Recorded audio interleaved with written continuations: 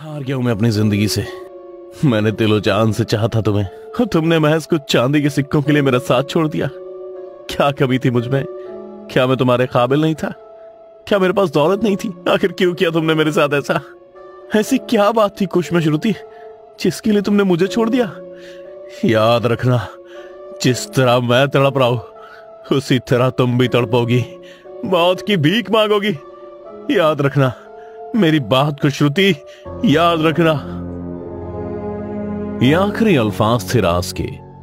इसके बाद मोबाइल की बैटरी लो हो गई और फिर फोन ब्लिंक करके बंद हो गया। राज के अंकल फोन पर उसकी सुसाइड वीडियो को देखकर रो रहे थे। अरे कौन सी मनूस घड़ी में पाला पड़ा था राज का इस चुड़ैल से। डायन खा गई मेरे भतीजे को।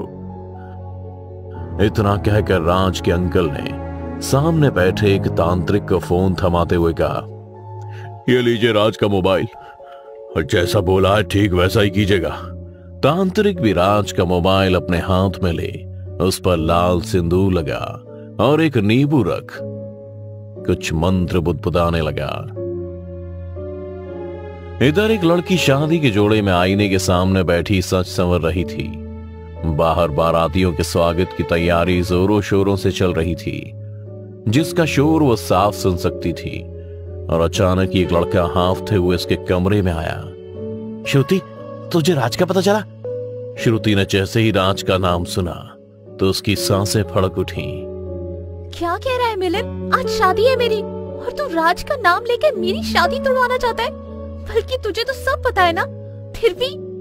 हाँ मुझे सब पता है, लेकिन तुझे यही नहीं पता कि राज ने सुसाइड कर लिया है। श्रुति ये सुनते ही खड़ी हो गई। उसके मन में राज का नाम गूंजने लगा था। बाहर इतने शोर के बाद भी श्रुति का दिल और दिमाग एकदम सुन्न पड़ गया था। श्रुति, तूने सुना मैंने क्या कहा? राज ने सुसाइड कर लिया है। मिलन की यह बात श्रुति के कानों में गूंज रही थी कि तभी उसने बुदबुदाते हुए बस इतना कहा, राज का मोबाइल? क्या मोबाइल? ये तू क्या बोल रही है? हाँ, मुझे राज का मोबाइल चाहिए, वरना सब खत्म हो जाएगा मिलन। तुम होश में दो। कुछ घंटों में तेरी शादी है और तुझे राज का मोबाइल चाहिए? तो सच में हिल गई है। मैं तो बस यहाँ ये सब बताने आया था। वैसे एक बात बोलूं, तूने उस बेचारे के साथ अच्छा नहीं किया। हर किसी को अपने लिए बेहतर चुनने का हक है और मैंने भी वही किया। इसमें क्या सही है क्या गलत है मुझे नहीं पता। वैसे तुझे ये खबर कहाँ से मिली? क्या मतलब? मैं अभी खुद उसकी लाश को मुर्दाघर में देख कर आया हूँ। अभी तो उसका पोस्टमार्टम भी नहीं हुआ है। मिलन की बात सुन श्रुति ने बुदबुदाते हुए कहा, तो शायद से उसका फोन उसकी लाश के पास ही होगा। श्रुति ने खुद से कहा और मिलन का हाथ पकड़कर घर के पीछे वाले दरवाजे से सीधा मुर्दाघर की ओर चल दी। श्रुति, तूने पहले भी गलत किया था और तू अब भी गलत कर रही है। कुछ घंटों में तेरी शादी है और तुझे अभी भी वो फोन सूझ रहा है। मैं कोई पागल नहीं हूँ जो 2 कौड़ी के फोन के लिए अपनी शादी छोड़कर आऊं। राज के फोन में मेरे कुछ प्राइवेट फोटोज और वीडियोस हैं, जो अगर पुलिस या किसी और के हाथ लग गए तो मेरा पूरा खानदान तबाह हो सकता है। अब ये क्या नई बकवास शुरू कर रही हो तुम? हाँ मिलन, ये सच है। अगर वो फोन मुझे नहीं मिला तो आने वाली जिंदगी का हर एक लम्हा मैं एक डर के साए में जीऊंगी, क्योंकि मेरी शादी जिससे हो रही है वो इस प्रदेश के चीफ मिनिस्टर का साला है, जिसके लिए मैं एक संस्कारी और आदर्श बहू बनने वाली हूँ। और तुझे तो पता ही है ना मिनिस्टर कितना कमीना है। तू खुद भी तो एक रिपोर्टर है ना, सारे कच्चे चिट्ठे जानता है तू। श्रुति की सारी बात सुन मिलन ने भी अपनी गर्दन झुका ली और चुपचाप सीधा मुर्दाघर की ओर चल दिया। तेजी से बढ़ते कदम श्रुति की घबराहट को साफ जाहिर कर रहे थे। मुर्दाघर लाशों से भरा पड़ा हुआ था। यहां तक कि जमीन पर भी कुछ लावारिस लाशें बिखरी हुई थी। लाशों की तादाद इतनी थी कि राज की लाश तक पहुंचना खुद वार्ड बॉय के लिए भी मुश्किल हो रहा था। तभी श्रुति जोर से चीख पड़ी, क्योंकि श्रुति का दुपट्टा एक लाश के हाथ में फंस गया था और उस लाश का केवल धड़ ही था, सिर था ही नहीं। फिर भी उसने किसी तरह खुद को संभाला और राज को देखने के लिए आगे बढ़ी। श्रुति को राज के अंतिम दर्शन कराए गए। वो लाश के ऊपर सिर रखकर फूट फूट कर रोने लगी थी। पर उसके हाथ अभी भी राज के फोन की तलाश कर रहे थे, पर उसे वो फोन कहीं नहीं मिला। लेकिन लाश को देखकर यही लग रहा था कि अभी तक उसका पोस्टमार्टम नहीं हुआ है, तो फिर वो फोन कहां जा सकता है। श्रुति इन सब सवालों से जूझ रही थी कि अचानक ही मुर्दा घर की लाइट चली गई। चारों तरफ खूब अंधेरा पसर गया। तभी श्रुति ने एक आवाज सुनी। कोई अंधेरे में उसे अपने पास बुला रहा था। श्रुति, इधर श्रुति, अरे देख तो सही, तेरे सामने हूं मैं। श्रुति अंधेरे में देखने लगी, पर उसे कुछ दिखाई नहीं दे रहा था। मिलन, ये तुम हो क्या? क्या तुम मुझे बुला रहे हो? श्रुति मिलन को आवाज लगाती हुई अंधेरे में ही लाशों के ऊपर चलते हुए भटक रही थी कि तभी मुर्दा घर की लाइट आ गई। पर अब पूरे मुर्दा घर में सिर्फ श्रुति अकेली जिंदा बची थी। खुद को अकेला पाकर उसकी सांसें और तेज हो गईं। उसने बाहर जाने की ओर कदम बढ़ाया ही था कि तभी एक एक करके लाशें खड़ी होने लगी। लाशें अपने आप ही बॉक्स से निकल श्रुति की तरफ चली आ रही थी। किसी लाश की आंखें नहीं थी, तो किसी के हाथ या पैर, तो किसी की अतड़ियां पेट से साफ लटक रही थीं, तो किसी का सिर ही नहीं था।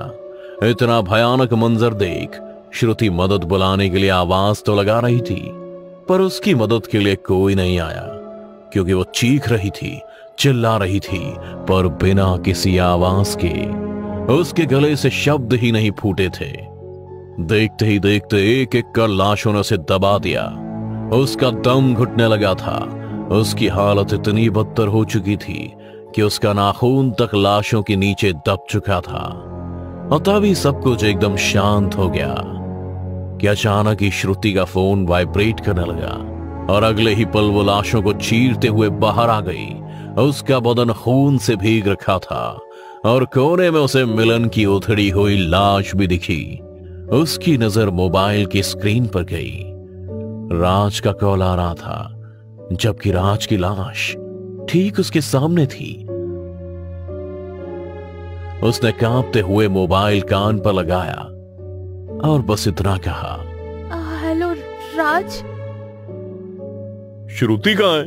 बारात दरवाजे पर खड़ी है और उसका कुछ पता नहीं है। किसी ने देखा क्या उसको? एक आदमी सबसे पूछते हुए बारात के स्वागत के लिए जा रहा था।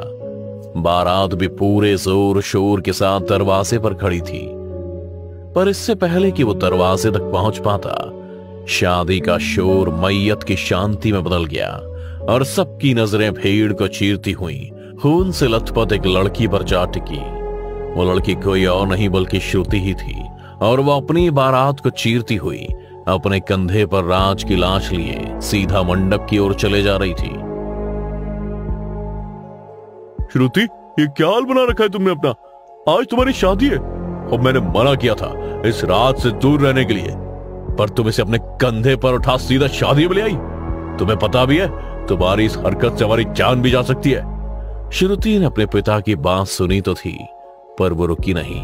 वो मंडप पर पैर रखने ही वाली थी कि तभी पिता ने श्रुति का हाथ पकड़ उसे वापस खींचा ही था कि श्रुति ने अपने पिता को एक लात मार मंडप से दूर फेंक दिया और चीखते हुए बोली, खबरदार, जो तूने मेरे होने वाले पति को छूने की भी कोशिश करी तो मैं तेरा भी वही हाल करूंगी जो तूने मेरे राज का किया था। ये क्या नापशना बक रही हो तुम? पहले अंदर चलो, बैठकर बात करते हैं। पर श्रुति ने अपने पिता की एक नहीं सुनी और सीधा मंडप में बैठ गई और राज की लाश को अपने बगल में बिठा पंडित से गुस्से में कहा, अगर तू अपनी जान की सलामती चाहता है तो जल्दी मंत्र पढ़ना शुरू कर, वरना इसी हवन कुंड की अग्नि में मैं तुझे जिंदा जला दूंगी। श्रुति की बात सुन पंडित भी डर गया। उसने तुरंत ही मंत्र पढ़ना चालू कर दिए और अग्नि कुंड में आहुति डालने लगा। प्रदेश की सारी मीडिया इसको लाइव न्यूज की तरह टेलीकास्ट कर रही थी। सब लोग ये देखकर हैरान थे कि भला कोई लड़की किसी लाश से कैसे शादी कर सकती है। तो श्रुति राज की लाश को गोद में उठाए फेरे लेने लगी। तब उसके पिता ने अपने सिर पर बंदूक तानते हुए कहा, रुक जा श्रुति, वरना मैं खुद को गोली मार लूंगा और मेरी मौत की जिम्मेदार तू होगी, सिर्फ और सिर्फ तू। ठीक उसी तरह जिस तरह राज की मौत के जिम्मेदार आप हैं। सिर्फ और सिर्फ आप। मैंने राज को नहीं मारा, बल्कि उसने तो सुसाइड। नहीं पिताजी, बल्कि आपने उसे इस तरह से मारा कि सबको सुसाइड लगे, क्योंकि आपको पता चल गया था कि मैं और राज आज रात भागने वाले हैं। इसलिए कल को कोई हंगामा ना खड़ा हो जाए, आपने पहले उसे सुसाइड का वीडियो रिकॉर्ड करवाया और फिर उसे मौत के घाट उतार दिया। वो तो मिलन की वजह से मुझे राज की मौत का पता चला और मैं बहाने से उस तक पहुंच गई, वरना आपने तो उसकी लाश को भी ठिकाने लगाने का सोच लिया था।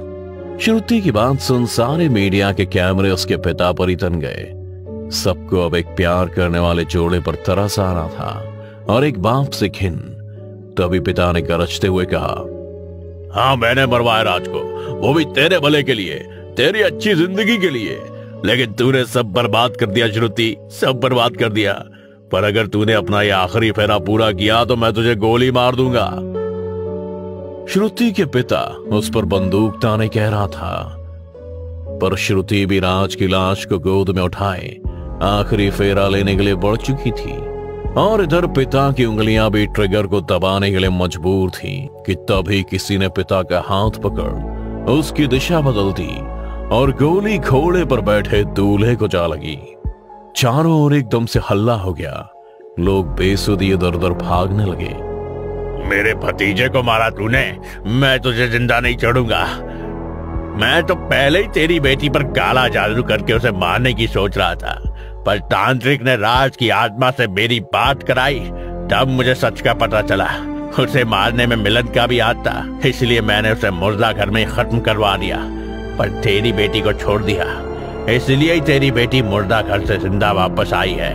सच जानने पर मैंने तेरी बेटी को काली शक्तियों से इतना ताकतवर कर दिया कि अब वो तेरी भी नहीं सुनेगी। राज के अंकल श्रुति के पिता से छड़पते हुए सब बोल ही रहे थे कि तभी 2 गोली और चली, पर भीड़ ने रुकने का नाम नहीं लिया। कुछ पल बाद जब सब कुछ शांत हो गया तो जमीन पर 3 लाशें मिली, एक दूल्हे की, दूसरी श्रुति के पिता की और तीसरा इंसान था राज के अंकल, जिसने उसके पिता को गोली चलाने से रोका था और उसी झड़प में अपनी और श्रुति के पिता की भी जान गंवा दी। पर श्रुति और राज का कुछ पता नहीं चला। मामला पहले ही हाई प्रोफाइल था, इसलिए श्रुति को ढूंढने के लिए सीबीआई इंक्वायरी भी बैठी। अब इस हादसे को 4 साल हो गए और श्रुति का किसी को कुछ पता नहीं है।